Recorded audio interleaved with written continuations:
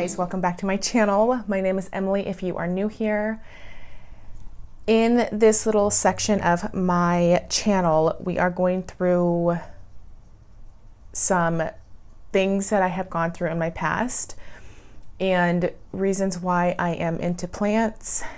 And also, if you have not watched any of those, I would highly suggest, just like I said in my last videos, to go through those before you go through this one or my next ones. That is kind of where, that is where my journey began. I just got done working out, so I look like booty, and I do. My friend Paula, last time I said that I didn't, but anyways, I wanted to get the ball rolling. And also, if you are new here, I am partially blind, so if sometimes it looks like I'm not looking at the camera, that's probably why, because I can't see where the dot is. And so this part of the plants, pain, and trauma, I'm hoping this will be the last one. This will probably be a lengthy video. But before I jump into the video, I know I'm kind of a chatty Cathy. Two things. My family is home, so if you hear things in the background, I'm sorry. And also, I have not aquarium. I have a terrarium right behind me. There's nothing in it for those of you who are scared of reptiles, but there is not an animal in there yet. This next Saturday, there will be, though. We are in my plant room, and usually I'm filming in my kitchen. So, all that being said, I left you off the last video when I got called in to Virginia Mason in Seattle. And there is a plus too. This isn't going to be just doom and gloom. That's not why I'm doing these. But I wanted to take you with me through some of the trauma and the medical problems that I have had through my whole life. And what has led me up to this point, what has led me down this road of plants, the atmosphere around me, the friendships I have built, the essential oils I use, why I do what I do in my life. And it's not just because it was the thing to do, it was a huge impact in my family. So I was called to the hospital. My husband Jeff and I both drove in. Now remember, this is before I had kids. We both drove into the hospital about 5 p.m. maybe. We got there, they did chest x-rays on my chest to see if I had any fluid buildup, to make sure my airways were clear, because having a transplant, you can't have anything going on in your body, any infection, any hidden things that they didn't know about, because you could die from that. And they drew tons of blood, and there was a doctor who came in to talk to me right before I was wheeled back to the surgery table. And this doctor was not supposed to tell me some information. And it's not funny, but it just kind of surprised me that he told Jeff and I this. And it makes me sad. And I'm not going to cry, but I'm trying to word it where it's not going to offend anyone. A young man, so I was 25 at this time. I'm now almost 35. Can you believe it? I cannot believe I'm 35. I still feel like I'm 20. This young man who had committed suicide was 21. We believe he came from a city or town in Washington from Bellingham. But what he told us was that this young gentleman was 21 years old and he had committed suicide. And he was an organ donor, and out of the organs that he donated to people, I believe it was, don't quote me, it was between 8 and 12 people, I believe, that he had saved lives.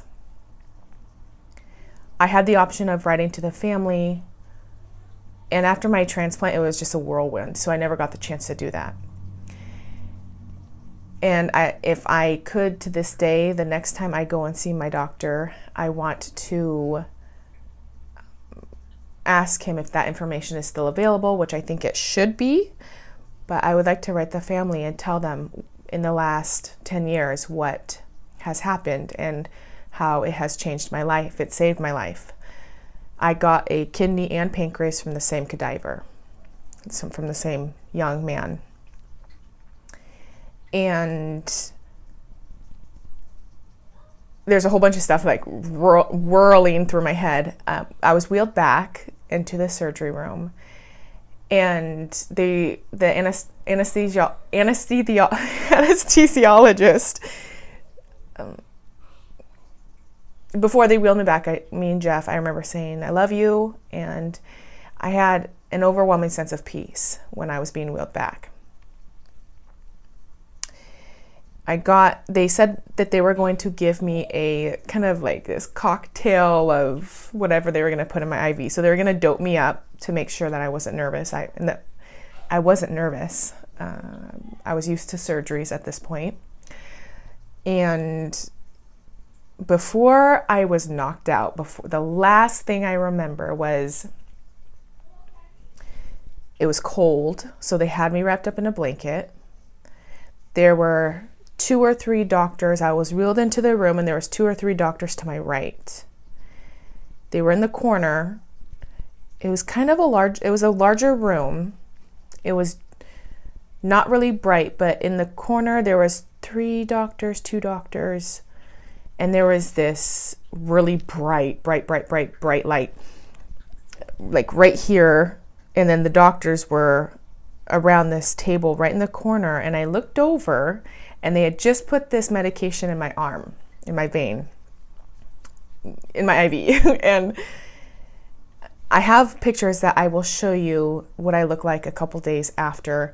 It is a little graphic. It's not bloody, but there are pictures that are very graphic on this video that I'm doing to show this to all of you. My husband took the pictures, and I just remember saying, I know I'm long-winded, I'm trying to explain something, it's just because my mind is so fragmented and trying to think about what went on. I remember looking over and thinking, or saying to them, is that my kidneys that they're looking at? Or is that my organs that they're looking at? And the anesthesiologist says, why, yes, it is. And I was out.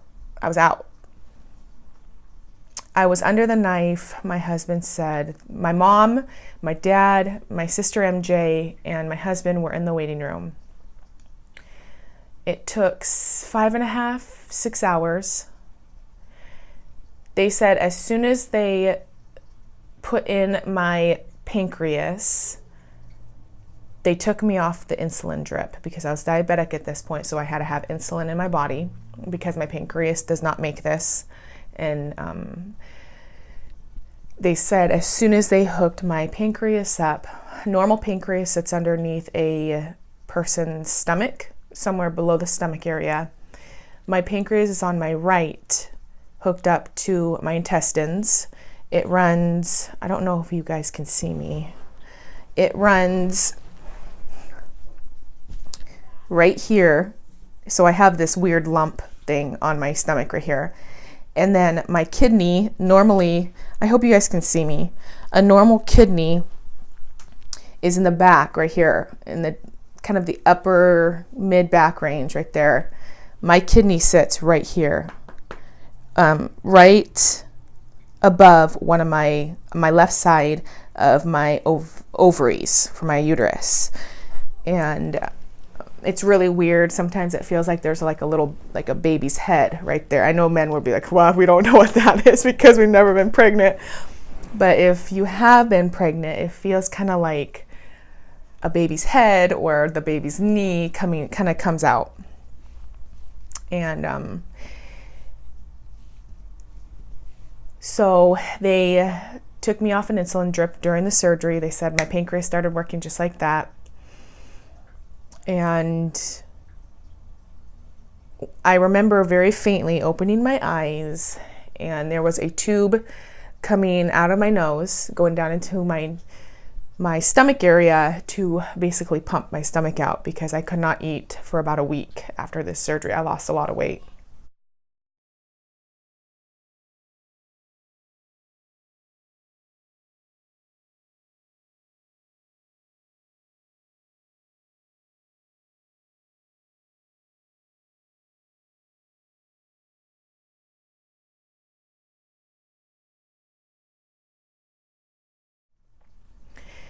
Because it would make me throw up, and they wanted to see they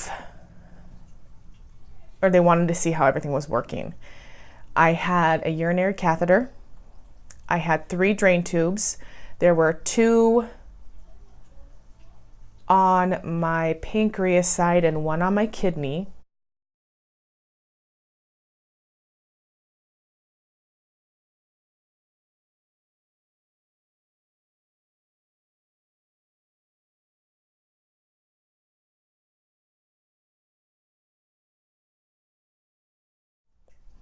And for those of you who don't know what drain tubes are, it is a tube that comes out of your body to help excrete more swelling, to help the swelling to go down. And then I had at the time it was called, well, what I knew it by was a swan, and it was hooked up into my neck. And this swan, it's like an IV, but not an IV. I don't know why. It's an IV. It's like a port, basically. So a lot of cancer patients will get these ports put in. And it went into my neck, but it went into my artery inside of my neck. And it went all the way down, not into my heart, but right next to my heart, so that when they would give me medications, it would hit that. I mean, it would hit me just like that.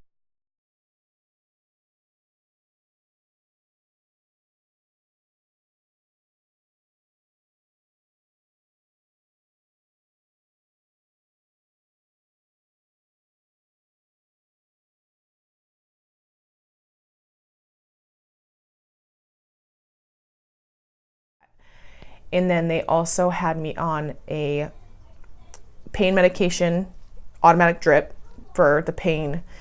And then, what else? Sorry, I keep saying but I'm trying to remember. And the same thing, they could take, instead of having to take blood out of my arm all the time, the phlebotomist could just take blood out of the artery area of my heart, so they didn't have to keep sticking me with needles. I had IVs everywhere. I think I had one in this hand or in this arm. And I remember waking up and I saw my mom being wheeled into the OR, or the, not the OR, but the post-op area where they were bringing me up out of anesthesia. I saw my husband was to my right, and my mom and dad were coming in, and my sister to the left. And I remember saying the first words out of my mouth were, "God is so good." And I don't remember a lot of talk, but I said I'm okay. And when they were leaving, I know you won't understand, but this is where I say you have to understand, I have kind of a silly kind of humor. And when me and my sister had this stupid little inside joke, and I know you guys are gonna be like, what the heck? We were kind of like, do, do, do, do, do, do. And when she left, that's kind of how I was going, do, do, do, do, to my sister, and just to be silly. So they knew. They were like, well, Emily's back. And so that's kind of what I remember. Later on, after my transplant, I remember the next couple days were a blur. Someone came in and got me to do chest x-rays and put me in this machine. I was so out of it. They had me put into like this CAT scanner. They were taking me all around in my bed, and I was in and out, in and out. I remember them doing the chest x-rays, and someone came in and checked my bladder because they made another hole incision into my bladder to hook up my kidney. And then I remember a couple of people came in. Jeff's mom came in to visit, and then we had a friend named Julia who came in because she worked in Seattle. And I remember her coming in. I was so drugged up. I was like just staring at the ceiling. And I just remember them talking, and I didn't care because I was I was on pain medications. I had all kinds of medications going through me. I hallucinated one time because high doses of prednisone can cause someone to hallucinate, IV. And we were watching Harry Potter, and it looked like Harry Potter had this weird smoke, like this smoke that kind of came out and it swirled around like a snake. And that's the only time I hallucinated.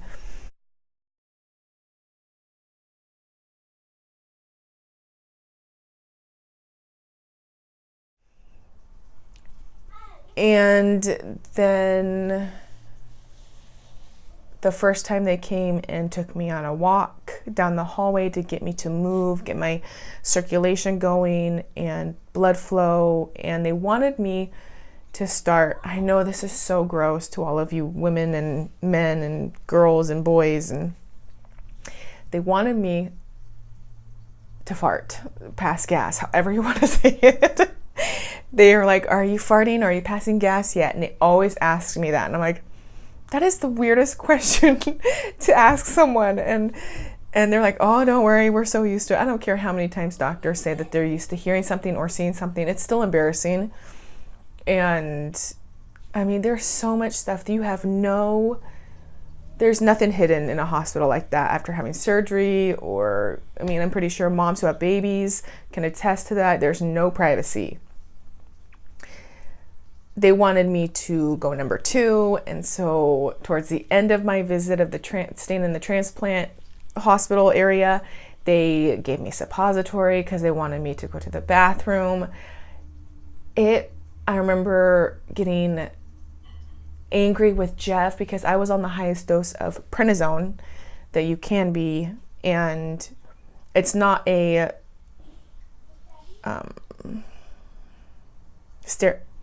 metabolic steroid.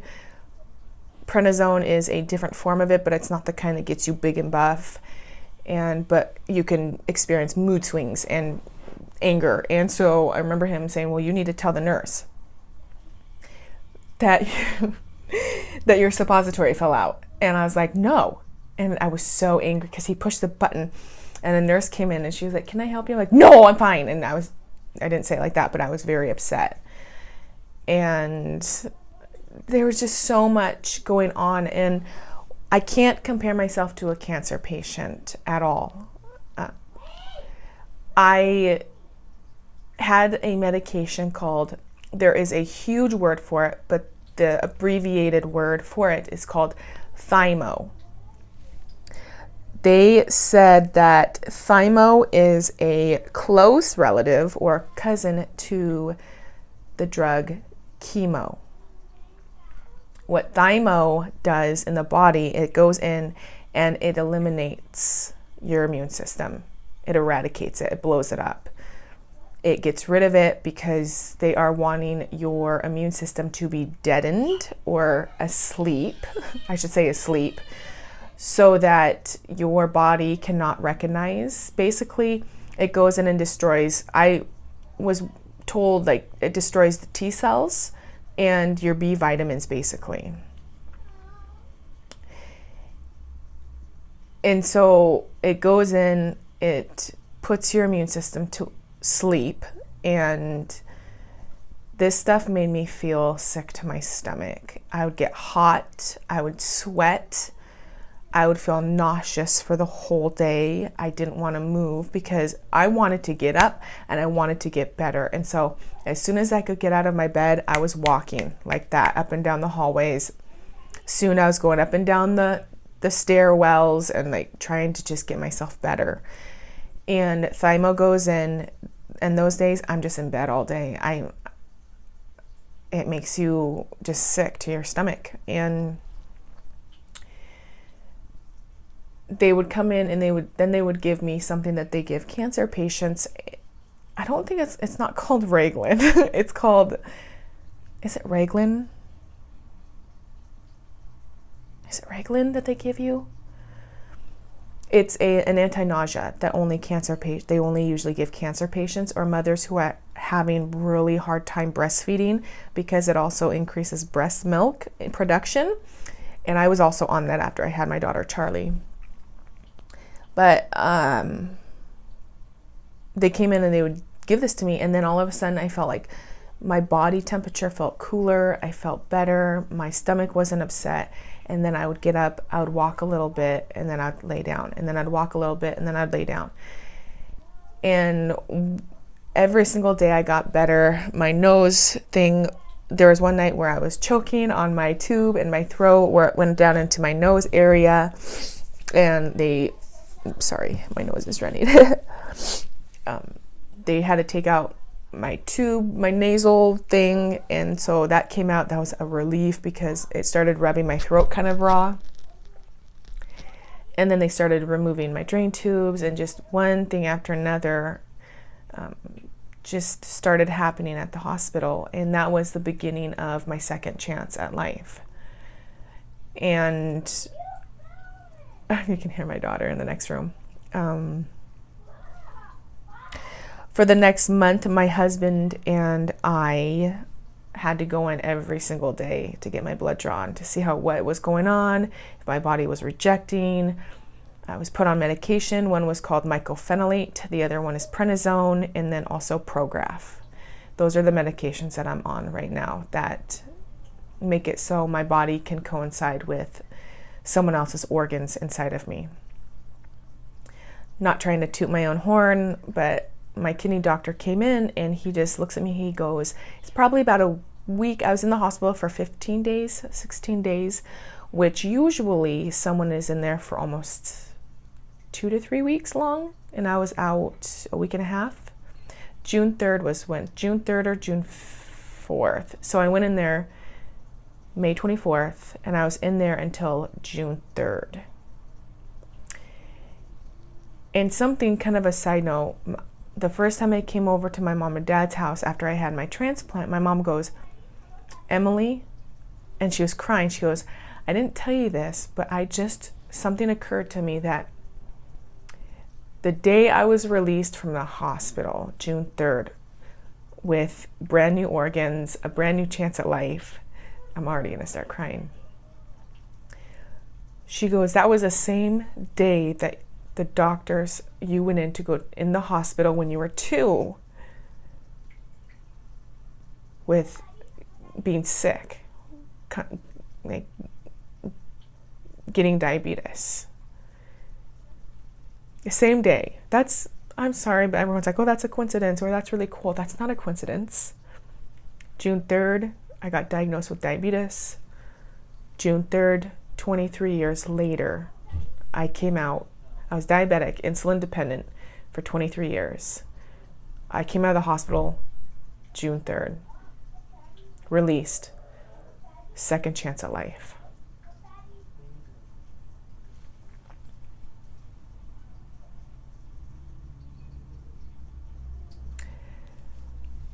And then it felt like life began after that. And I'm not sad. I don't cry because I'm sad in this point, but I literally got a second chance at life.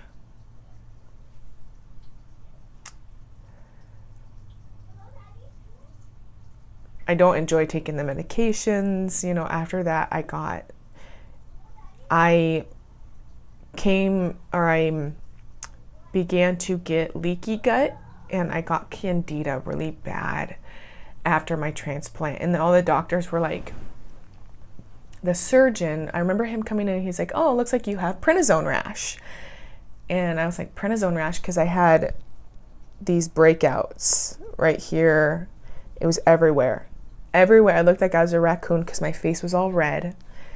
I had these red bumps everywhere, and they weren't just your normal breakout zits, cystic acne.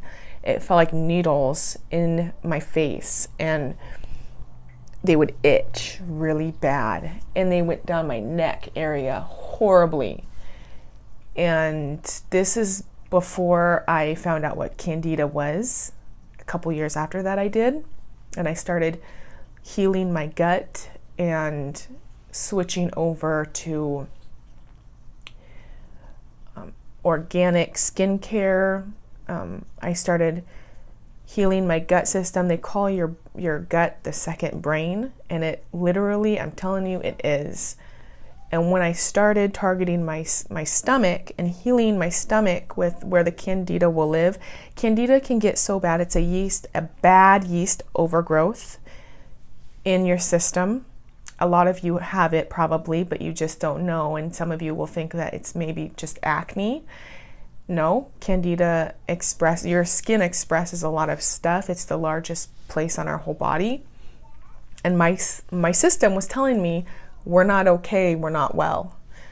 And that's how as soon as something starts happening with my skin, I know, man, or if I eat sugar now, even honey, which I love, it'll cause me to break out because of the sugar in it. And Candida loves sugar and yeast and bread and carbs. It loves it. It lives off of it. It can get so bad that it can poison your whole body. And people don't know this. They hear about it, but they don't know the dangers of it. And so that's what threw me into the realm of getting healthier.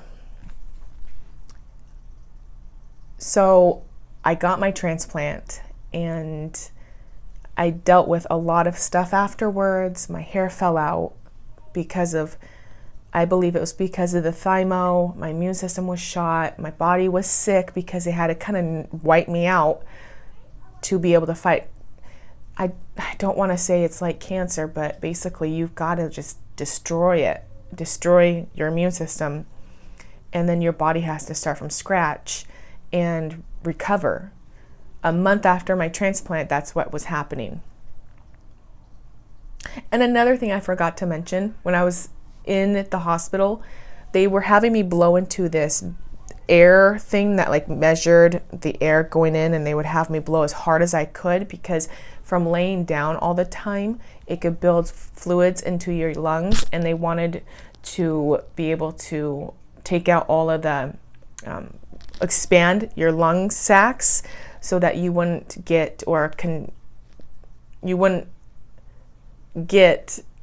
pneumonia. And so that's one more thing. And then they had me do some sort of a breathing treatment as well shortly after my transplant too.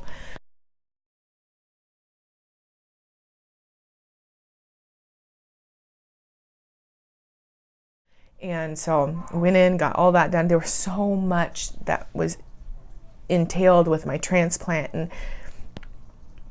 thank God I was young, that we didn't have kids. It would be very hard if we did have kids at this point. And I just continued my life. And then this video will be a little bit shorter than the rest, I hope. And this is where I'm going to start introducing small things here and there that I love and that I'm passionate about and that I want to share, along with plants. I mentioned on my Instagram, our plants are very healing for us. They bring a sense of tranquility, peace, joy, passion, gratitude, beauty. I always say they quiet my thoughts and my anxiety, and it has helped tremendously. And it wasn't by accident that essential oils were brought into my life, especially when my son was 8 months old. And a year went by, and I got pregnant. I wasn't able to have babies before. A year, usually you'd probably want to wait a little bit longer, but I had no idea I was pregnant with David. I have polycystic ovarian syndrome, and a lot of those know it messes your hormones up. You don't have a cycle all the time. You don't know when you can have babies or when you can be pregnant. My mom had it, and all three of us young girls have it, or all three of us daughters have it. And I was 10 weeks pregnant when I found out I was pregnant with my son, when I went in for the ultrasound a year later. And what is very, very dangerous with transplant patients is that the medications you take, they had to switch me off one medication, put me on another medication that was baby safe, but really it's probably not baby safe. Having 2 babies and being a transplant patient is, especially a pancreas and kidney transplant. And my son, I know I'm all over the place. So I got pregnant with my son, told my doctor, and he said, you'll probably end up giving birth to a, you hear my children fighting, a preterm baby, premature. I remember looking at my doctor and I just said, I serve a big God and I'm going to carry him full term. I'm going to carry this baby full term. I delivered my son 39 weeks, 3 days. His due date was October 4th. I gave birth October 1st.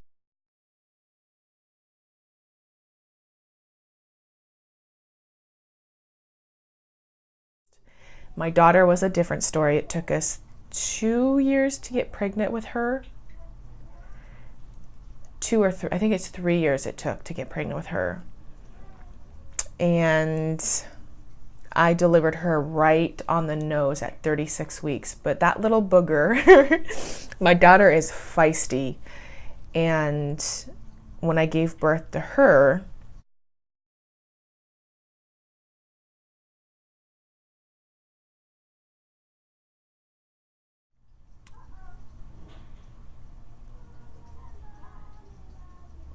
she was taken to the NICU because they wanted to check her breathing. They watched her for 5 hours. They observed her, and she never was checked into the NICU because she breathed on her own. When I was pregnant with her, I was like, God, I just want to experience having my water break. And I know that's totally weird. I wanted my water to break with her because with my son, my water had erupted, and so I was leaking amniotic fluid. So I never got that chance to have my water break with my son, and I wanted that experience. I wanted that to happen. And then once I had preeclampsia with my daughter, because her head, she was using my kidney as a pillow down where I told you my transplanted kidney, so my blood pressure spiked up, had to go in. I delivered her right on the day of 36 weeks. And I was on magnesium. Is that what it is? Oh my word, that stuff is the devil. That stuff is the devil. And so I had that, and they gave me a steroid shot for my daughter because it would help if her lungs were not developed. Their lung sacs will be kind of sticky at that point because that is one of the last things to develop, or it is, are the lungs in a child or in a fetus when that baby's developing. And so they gave me a steroid shot so that when I did have her, that it would be easier for her little sticky lungs to come open. And my daughter had hiccups the whole pregnancy, you guys. I don't think that's by accident, because when a baby, what I've heard, correct me if I'm wrong, when a child gets a lot of hiccups, that means that the baby their lungs are forming and they're getting used to lungs moving or whatever. I don't know. I heard about that, but maybe that's why she had hiccups through my whole pregnancy. And I was like, man, it's like it was all the time. And so I had my daughter. So I had my son at 39 weeks and 3 days. My mom did daycare from the time I was 11 years old until I was 23 or 24, I think 24. And I've been around newborns my whole life, and it was about like my mom would always watch the kids from newborn time especially for school teachers, and from newborn time till about 2 years old, and then she stopped watching them and they needed to go to a daycare. Even though my mom was a daycare, but she did more, her thing was newborns. And so my son at 6 months, I noticed that there was something going on.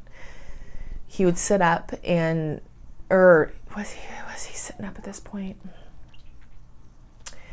He would do something with his hands, and he would, excuse me, he would hold his breath, and he would go, and his head would kind of shake, and he would kind of do something that I had never seen a child do. And so I was like, that's different. And then around 8 months old, I knew there was something. About 7 months old, I was like, there's something going on with David. And my son would like sit there, he would do his little thing, and like when he was excited, or if he like was playing with a toy, he would do this, and he would hold his breath, and I'm like, what is going on? And he would sit there, and he would scoot along his tushy on the floor, and he would go around in circles. He would just kind of go around like, and I knew at that point, I didn't know, I knew that Jeff had autism run on his side of the family. Our nephew has it. They called it Asperger's, but I believe they call it high functioning autism at this point.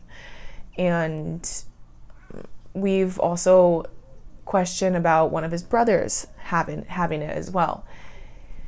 And when Jeff was little, there was a really cool teacher that allowed Jeff's desk to be at the back of the room, because Jeff would have to stand up, my husband, he would stand up and he would walk around his desk. He had to move while he was doing his work, and he would always get an A on his work. He always said, I do great on my work, but I needed to have that movement. And so he'd just kind of walk around his desk and do his work for school. And then he'd go off and play because he'd be the first one done.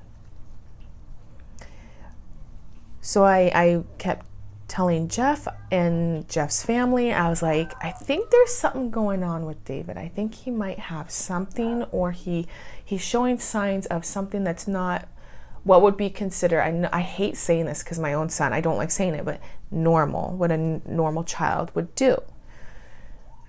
And I remember everyone just denying it. Everyone's like, no, he's fine. He's young still. And David didn't talk. And Jeff didn't talk till he was 3 years old. Everything was dada. So I figured, okay, 3 years old rolls around, well, hopefully he'll be saying something. And it was always kind of, I called it minion talking, because it was like, and he would just talk like that. And he would be carrying on full conversations in the back seat with me talking and pointing, and I'm like, oh yeah. And then he turned 4 and he wasn't talking. I was like, there is something. Our son has autism, and nobody really acknowledged me. And there is one thing that I need to work on forgiving that I think has really stung me pretty bad. And I have questioned a lot about, did I cause it? Did the medications I take cause it? Did David's shots, immunizations cause it? Is there something I could have done better? I didn't know I was pregnant in 10 weeks when the brain's starting to form, all this stuff. And all this stuff runs through a mama's head when they find out like their child has autism or whatever it is, or a birth defect, and I remember sitting on the couch at Jeff's family's house, and I'm watching David, and I'm going to keep it, it's nothing against this person, but internally it hurt because it felt like that was put on me, like, well, you kind of a thing. And I don't even know if they knew that they did this, but we were sitting on the couch, and I go, David really reminds me of my nephew and the things that he's doing, and the things the stemming is, I think that's what it's called, stemming, or the twisting and like being intrigued by certain things. I'm like, that is totally my nephew. And this family member, I said, you know, because I know this runs in the family on this side, and this family member looks at me and just says, didn't really look at me, but kind of tilts their head towards me and just goes, well, you know, Emily, you were taking, you know, the medications you take, you know, you never know, could have done something. And that is something I need to talk to my therapist about because I want to be able to forgive that, where that really stung me because it felt like, you did it, Emily.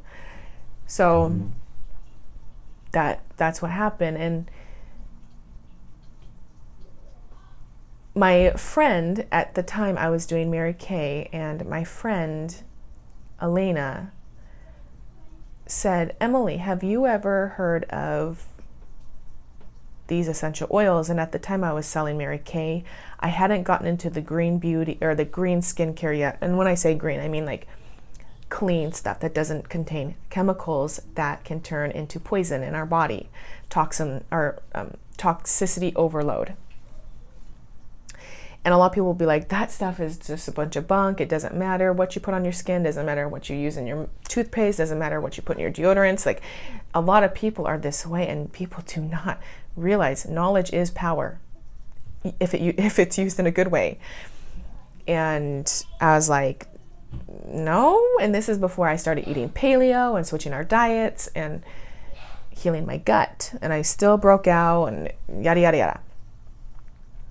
And she's like, well, have you ever heard of doTERRA? Now, please listen to me. I don't care what you use. I don't care what essential oil company you're with. It's not that I'm saying like, I don't care. Like, I don't care. It's all up to you. And facts are facts and opinions are opinions. And facts is that doTERRA is the #1 essential oil in the world for purity. It is so pure that you can put it in your water. Like, I drink their lemon in my water every day, all the time. Wild orange, doesn't matter what it is. So she goes, have you ever heard of doTERRA? It means gift of the earth, or gift from the earth. And I said, what's doTERRA? Like, and I was like, yeah, essential oils, they smell good, whatever. And she's like, no, have you ever used them on, how about like on David? And I said, because I was expressing to her that David would hold his breath and do these kind of weird different things. And because her and I had gone to this thing that was put on as in the city, and we went and listened to music, like drums, African drums. It was really cool. And she was like, well, do you want to come to this essential oil party that I'm having? And I'm getting together with people and we're talking about the uses of it. And so I went and I listened, and I won a bottle of wild orange. It was great. It smells delicious. I love the smell of wild orange. I put it in my water, and that's when I was introduced to doTERRA. And what really sold me on it, and I'm going to be done after this, what really sold me on it was doTERRA has a blend called Serenity. And then and it's just a blend of all kinds of oils. That's what you'll hear me say. It's just an oil blend with like your lavender, which doTERRA lavender has, in a blind study, has the same effect in the body on a blind study, scientific proof, as tranquilizers and diazepine. I think that's what it's called, diazepines or diazepine. Same exact effect. Okay? This is fact. This is an opinion. And so this blend has lavender in it, and you're supposed to wipe it on the bottoms of your feet. And I thought, well, that's kind of different, but I understand now Chinese medicine is into that, and all of this other things is that we have tons of nerve endings in our hands and our feet when we put something on our spines and on the back of our ears. I think this is called the brain stem right here. Is that not stem? Is it brain stem? I don't know. I've done research the last 8 years. I've been doing research on essential oils, body, all that. But my husband will come and talk too about experience that with David. And probably around 5-10 minutes, David was making eye contact with us. I'm not saying that these are cures. These are not cures. These oils, no. I'm not claiming that at all. But they help and they prevent. And they have changed our lives. David was making more eye contact with us. His tics or his stemming was less. He wasn't holding his breath as much, and he wasn't getting excited or holding his hands, and that was less. And he became calm. And then we also used a blend called Intune on him. Intune is a focus blend. And that was what snowballed into a transformation into our home. I have a blend that my family, we have it diffusing in my home 24/7. It's an immunity blend called On Guard. I do not suffer from, I'm not saying it cured them, because whenever we don't diffuse On Guard, I end up getting sinus infections. But when we always have it going in a diffuser every day, I don't get sinus infections anymore. I also healed pink eye when I got pink eye in both of my eyes on a Friday night. And that's where I'm going to have my husband come in next video and just explain how it's changed us and how my transplant has led our family into taking better care of ourselves, if that makes sense. I'm going to stop us there. I think I've talked more than an hour. I love you guys. My next video will be a plant tour of my plant room. And I have a ton of plants right here. I got to get more shelving, more grow lights. I don't know, but plants are not all that I'm going to be offering on my channel. But like I said, I love plants. I love animals. I love essential oils and all the rest of that. So I love you all. That's me signing out. God bless.